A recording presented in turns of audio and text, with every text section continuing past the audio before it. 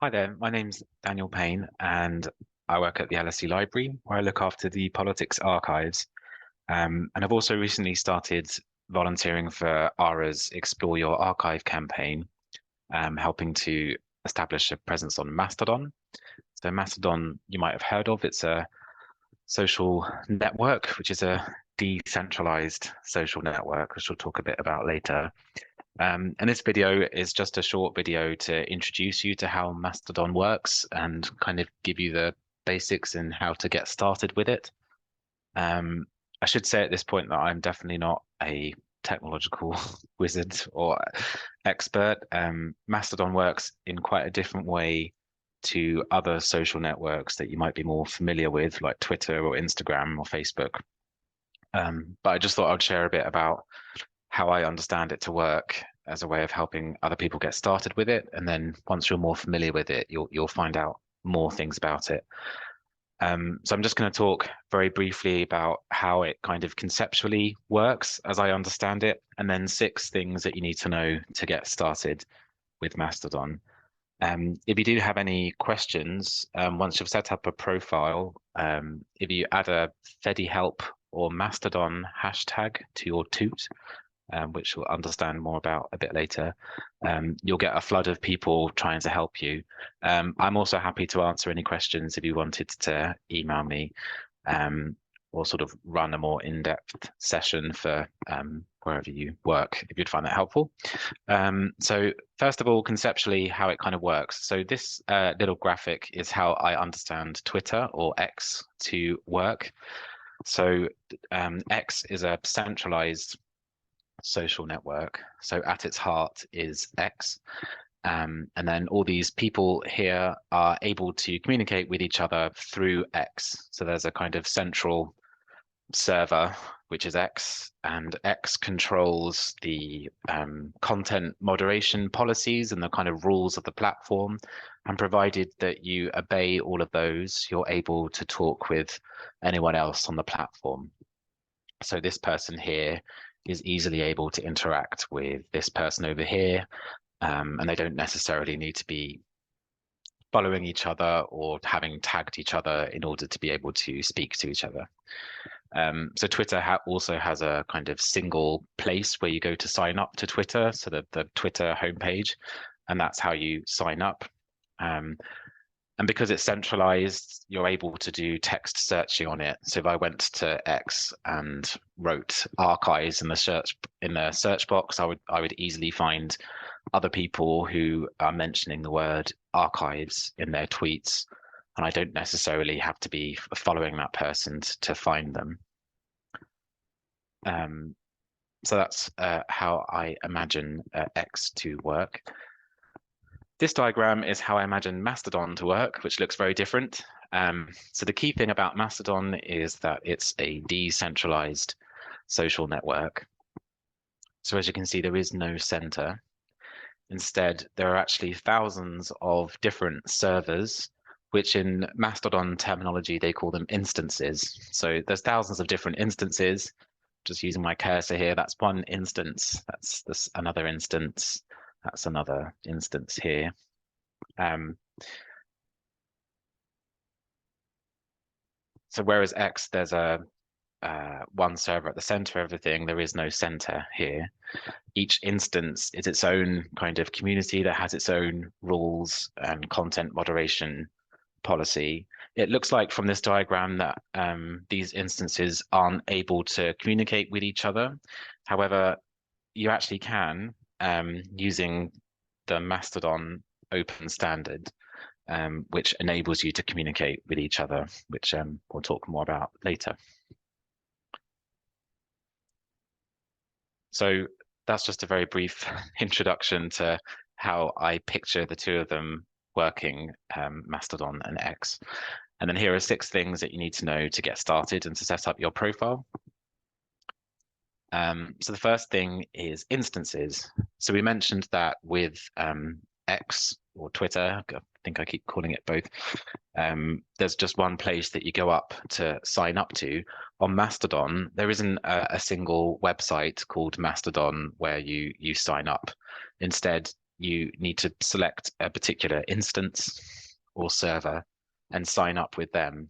And this is the kind of first hurdle, which normally puts a lot of people off because they wonder how on earth you decide what instance to sign up to. I would say it doesn't really matter, particularly in the beginning, because it's relatively straightforward to move from one instance to another. I've done that a couple of times, and I don't really know what I'm doing either, and I was able to do it. So it's fairly straightforward, and I wouldn't stress too much about trying to select what is the appropriate community or instance for you to join. I've just added the links to a few random ones below that are sort of related to archives. So the first one, glamour.us, that's a particular community or instance that's for the glam sector. So for people working in galleries, libraries, archives, and museums. And then there's digipress.club. That's digital preservation people. Then there's mastodon.social. So I think that's the largest of the instances. So has the closest kind of experience to Twitter in that there are so many people on it, which can be a good thing. Can also be a bad thing because it's so large, it's difficult to moderate, whereas other instances that are smaller, there's more kind of control on moderation.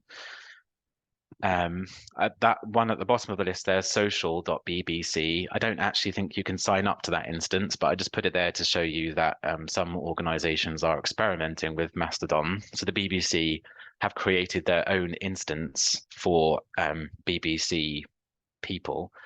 So I think they have 6 different organizations across the BBC that are on Mastodon. So all instances will have this particular format. It's a word dot a word. And then if you head to that web page, you can have a read of their content moderation rules and check that you agree with them, and then just sign up to them and don't think about it too much. Just sign up to a random one. The Explore Your Archives campaign is currently with this one, hcommons.social. So if you really don't want to think about it, just sign up to this hcommons.social one. You'll be on the same instance as the Explore Your Archives campaign. And then once you're set up and you've been using Mastodon for a while, if you decide that you want to move to a different instance, you can do, but it really doesn't matter too much at the beginning. So the second thing is just some terminology and some kind of key differences between Twitter and Mastodon. So Twitter calls tweets. I don't know if it still calls them tweets, whereas Mastodon calls them toots. Retweets are boosts. And as we mentioned on Twitter, there is just kind of one server at the center of it. Obviously, Twitter has thousands of servers, but all of them are Twitter. Whereas on Mastodon, there are thousands and thousands of different servers, and each of them are called an instance. On Twitter, there's a character limit. I can't remember exactly what it is. On Mastodon, the character limit is much longer, and it also varies between instances. So they'll have their own rules about what character limit is acceptable. On Twitter, you can't edit posts, although I think you can now if you subscribe to it, if you pay money for it. Whereas on Mastodon, you can edit your toots whenever you like, and you don't have to pay for it. On X or Twitter, you can quote tweet posts. On Mastodon, you can't do that yet, but I think they're developing it so that you can do. But again, it will depend if a particular Mastodon decides, a particular instance decides to implement that feature or not. And then on Twitter, there are obviously adverts and algorithms, whereas on Mastodon, there's no adverts and there's no algorithms. The third one is just a very short thing about usernames. So I used to be on Twitter and my username was @politicscurator. Whereas on Mastodon, you also need the information of what instance you're on. So when you're sharing what your username is on Mastodon for people to follow you, it's not just your login name, it's also the instance you are on. So the Explore Your Archives campaign, if you want to follow them, you need to know that it's at Explore Your Archives, which is the login name, and at hcommons.social, which is the instance that they're on. Hashtags. So I think this diagram is probably needlessly complicated. Really the key thing to bear in mind is that hashtags are much more important on Mastodon because of its decentralized way of working, as compared to Twitter, where hashtags, I don't think they're much of a thing anymore. So I've got an example of two different toots here. So if I tooted, I love archives so much, that was the first thing I could think of. Like my actual toots, hopefully a bit better quality than that. But if I tooted that, the people that can see that toot are anyone who is on the same instance as me, or anyone who already follows me, or anyone who happens to end up seeing my toot because they follow someone who follows me and they boosted it into their timeline. And that's it. Those are the only people that can see the toot. If I did that on Twitter, even people that don't have any relationship to me, don't follow me, don't have it retweeted into their timeline, could still find it by searching for archives in the Twitter search box, and they would be able to find it. On the right, I've written, I love archives so much, hashtag archives, hashtag archivists, hashtag libraries, hashtag love. So who can see that toot? All the people that I just mentioned, plus anyone who follows either the hashtag archives or archivists or libraries or love. And this is the really important feature of Mastodon that you have to bear in mind. So I, for example, follow the hashtag archives. So anyone on the entirety of Mastodon, no matter what instance they're on, if they tag their post with hashtag archives, I will be able to see it. So going back to that diagram that we showed earlier, it looks as if these instances can't talk to each other, but they actually can.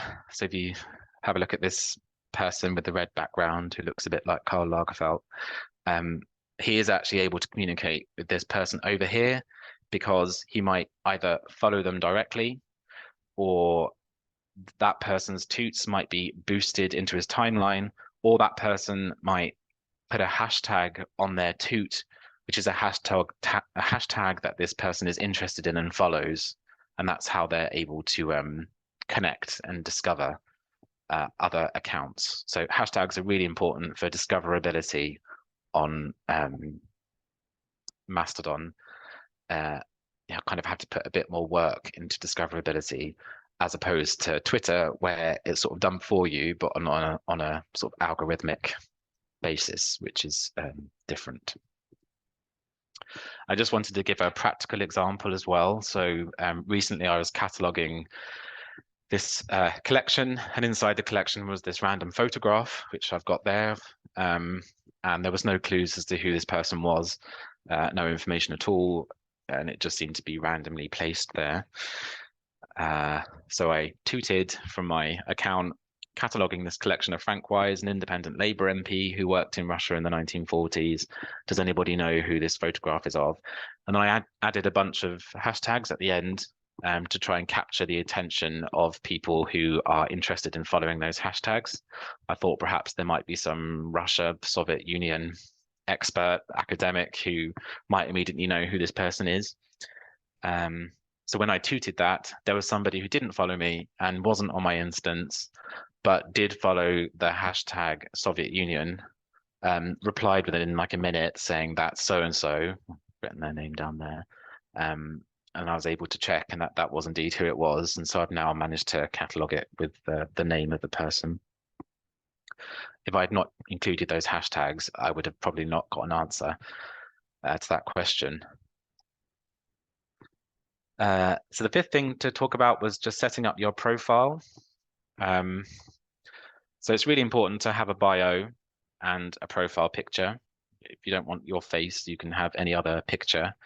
And to also pin a post to your profile introducing who you are. I think on Twitter you can also pin posts. On Mastodon, it's really important to have this introductory post at the top of your profile. Again, it helps with discoverability when you're communicating with people from different instances, so they can just easily see who you are. Self-verification is a really interesting feature of Mastodon that I like. I'm going to try and switch to showing you a web page now. So this is my personal Mastodon account. So this is my profile here. So this is my profile on the right. I've got header image, profile picture, got my biography, a bunch of hashtags that I'm interested in. And I've got a pinned post here, which just is a bit of a longer introduction to who I am. I pinned it by clicking these three dots. There's an unpin or pin from your profile option. You'll see here that there are a bunch of links. So you can include up to 4 links on your profile. And you'll see that one of them is colored green and has a tick on it. This is how Mastodon deals with verification. So I think on Twitter, I can't keep up with how the blue tick thing is working on Twitter, but I think you have to pay to get the blue tick verification. On Mastodon, it works very differently. You self-verify by proving that you have ownership to the website that you've linked to. So this is my personal website here.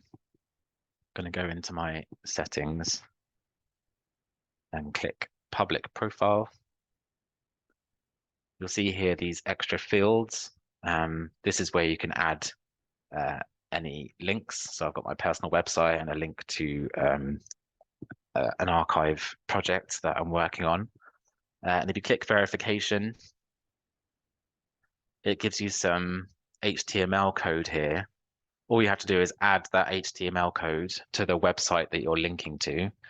And then Mastodon will periodically go and scan that web page to search for that HTML code. And if it finds it, it then automatically gives you that green tick. So it's proving that because I've added, my internet is a bit slow. Because I'm the owner of the Politics Curator website, I went there, added that particular HTML code in there, and then Mastodon said, well, if he was able to edit the HTML code of that website, he clearly is the owner of that website. So it's a kind of self-verification. Fourth point I put in here is important. Go to settings, appearance, and make sure you tick the box, enable advanced web interface. This was the single most important thing I did, which made it all make sense.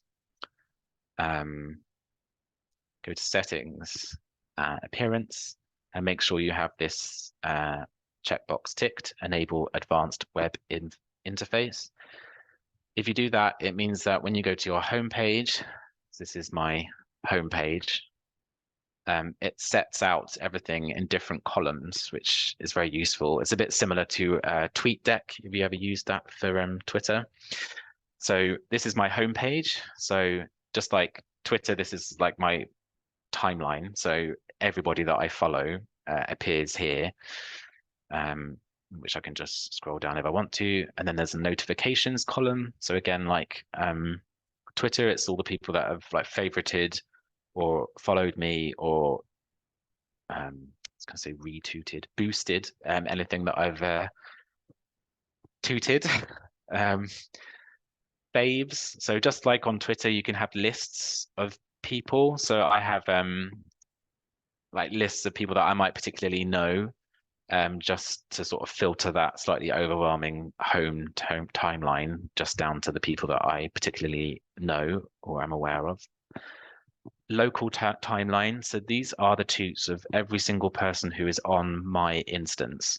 So that's really the only reason why you might want to think about joining an instance that has people that are similar to you. So if you joined that Glamour instance, for example, this local timeline shows all of the toots that are being tooted by everyone on the Glamour instance, regardless of whether you follow them or not. So I'm on a collectiva.social instance, everyone on that instance appears here.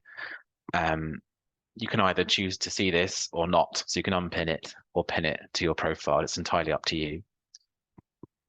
Groups, I follow some groups, which I won't talk about. You can just figure it out once you've set yourself up. And then the most important thing is that you can then have columns of hashtags. So I obviously follow the hashtag archive. So anyone on the whole of Mastodon, no matter what instance they're on, if they tag their toot with the archives hashtag, it appears here. So it's a really useful way for me to discover other people who might not already be following. And if I want to add any other hashtags, I accidentally clicked there. Perhaps I want to follow libraries, because I work in a library.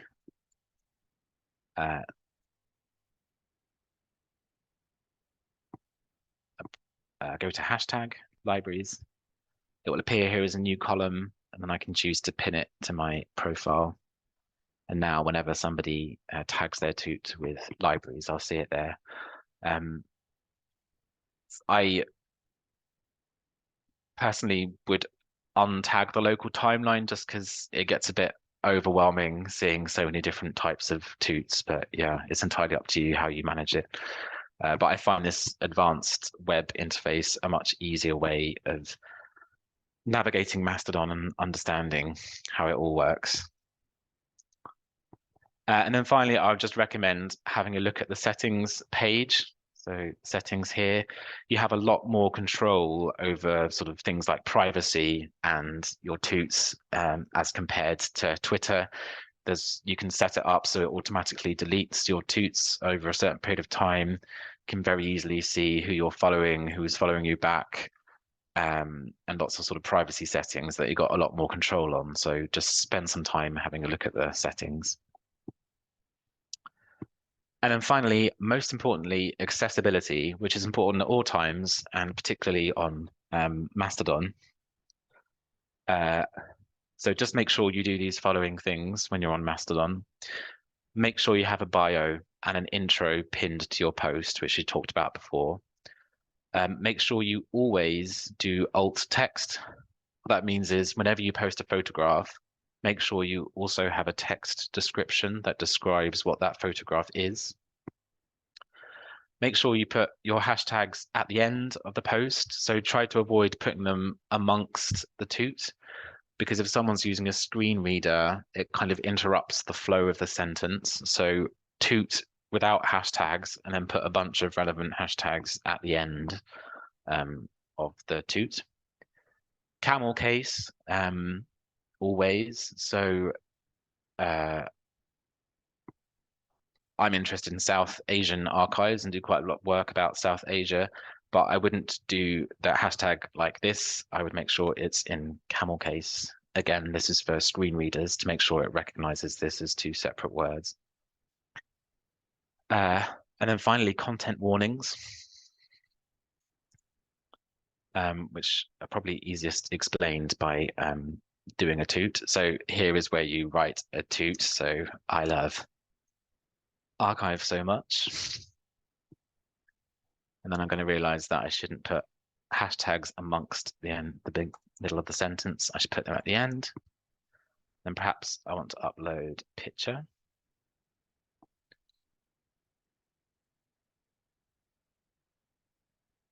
And then you'll see that there's a bunch of options here. Edit is where I will add the alt text description. So a photograph of a bust of Ambedkar. I would write more detail than that. And you'll see the CW option here, content warning. So I can write a warning here just to flag what the content of the toot is, so that people who see it in their timeline can choose not to read it if they don't want to. So an example, I wouldn't do it with this, but maybe if I wanted to toot something about a current political situation, for example, I might add just politics as a content warning. And it just means that it appears in the timeline as politics, and then people have to choose to click on it if they want to read what I have to say about it. Oh, I did a screenshot of one here. where I found this really great archive that had some really interesting imagery in it. Um, but I wanted to make sure that people chose to see it. So I just added a content warning, which blurs out the image, and then a person just needs to click show more to see what it says.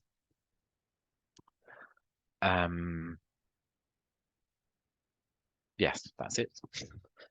Yeah, so that's basically everything I wanted to say. If you do have any posts, any questions, as I said at the beginning, once you've set up a profile, if you add a hashtag Mastodon or Fedi help to it, you'll get a flood of people come to help you. Make sure you follow the ARA Explore Your Archive campaign on Mastodon. This is our username here and our profile. So if you once you've signed up, if you go to the search box and just type that username in there, you will find it. And that's it. Thank you for watching, and yeah, do get in touch if you had any specific questions with me as well. I'm really happy to help.